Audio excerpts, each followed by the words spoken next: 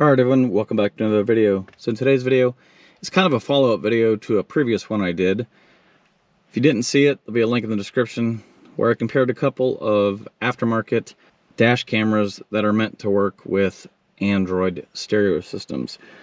So I usually recommend the Joying brand head units because you can see they look really good, they work really well.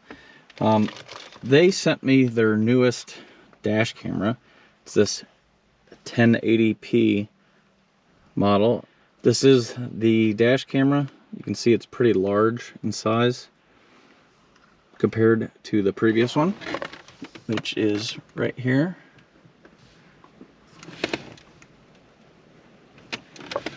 So I'm just gonna try it out and see how it compares. So first thing, go ahead and set the ignition on here so we can see. So you can see the camera is on the screen because I have this program set to start up when I turn the car on. So honestly, this camera works pretty well. It looks like the wiring that comes with this one is the same. So I should be able to just unplug the other one and plug this one in. There is a dedicated port on the back of the Joying head units that you plug the other end of the USB cable into, and basically it provides power when you turn the car off for it's about 20 minutes, and then it shuts off. That way, so if you're parked somewhere, you're running in the store, it's still recording, which is good in case something happens to your car when you're just in a store for a little bit, you'll be able to review it. All right, so I'm going to go ahead and expose this wire here, unplug it.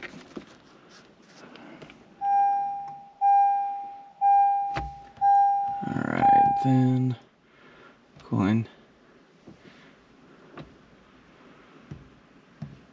to delete the program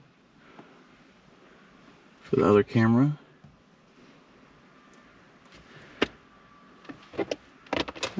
Now I can plug the new one in. Alright, now if I go to the file manager, it should be there, and it is UCAR DVR. So we're going to install the application, and it looks like it's the same application. Install anyway. Done. I'll go find that new app. XCDVR1. Alright. App needs install app permission to perform app update. Grant.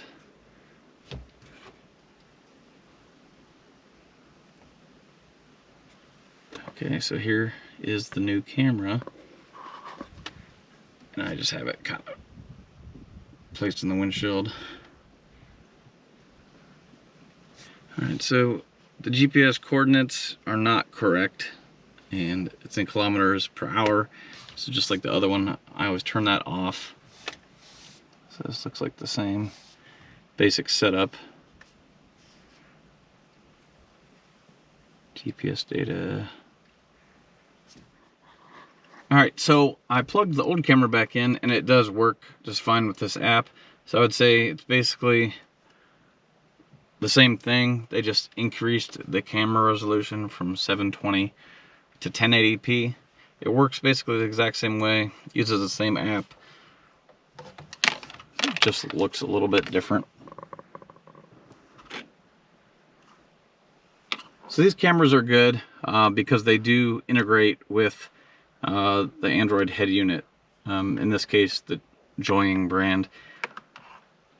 The manufacturers usually say that, like in this case, Joying camera will only work with the Joying head unit.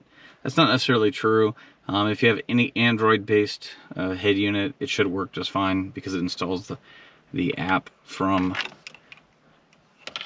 the onboard storage on the camera itself. It does need a card.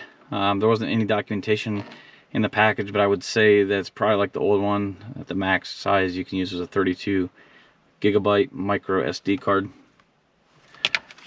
it will basically record until the card is full, then it will start to overwrite itself. It does record audio. You can turn that on and off. It will also record the date and time. Again, it can record speed in kilometers per hour, but there's no way to change it to miles per hour in the app that I have found. You can run it in this little window here. The one thing that I've found that the problem has been so far is that if you have it recording the date and time and you let your car sit for, you know, like 24 hours and you come back and start the car, the date and time kind of picks up where it left off until you open the app itself. So kind of the way that I found to get around that. Okay, so we're gonna go under user. I had to find it there. And you see this one that says application setting. Basically anything in here, you can have it set to start up when the head unit turns on. So if I go find the XC-DVR one, we switch that to on. You can do that with any other app too, by the way. Basically what that means is that when I turn the car off, when I come back, I turn the head unit back on, it automatically opens that app, and then it will correct the date and time. You can just hit the home screen real quick. That's the workaround to fix that issue with it updating the date and time correctly. All right, so as you can see in the picture, this is the new one here versus the old one. The new one seems to have a little bit more of a wide angle effect. I'm just kind of holding it up on the windshield here right next to the other one. So it's a little bit more wide angle, which is good because it'll allow you to catch a little bit more off to the sides while you're driving in case something happens. The picture itself looks pretty much the same. I can't really see the resolution difference, but I'm sure the recorded file will look better. All right, so I just wanted to show you quick Joing's newest 1080p dash camera. The update to their 720p version. There'll be a link in the description below where you can buy it. It's a good add-on to your Joing head unit that you may have already installed. Again, you just plug it into that dedicated USB port and install the software when it comes up in the file manager, and it's ready to go. The only thing you'll need to add is a micro SD card, and I'll leave a link to a good one to use with that as well. Okay, so if you have any questions, be sure to leave a comment. Be sure to like the video if it helped you out. Subscribe, and until next time, we'll see you later.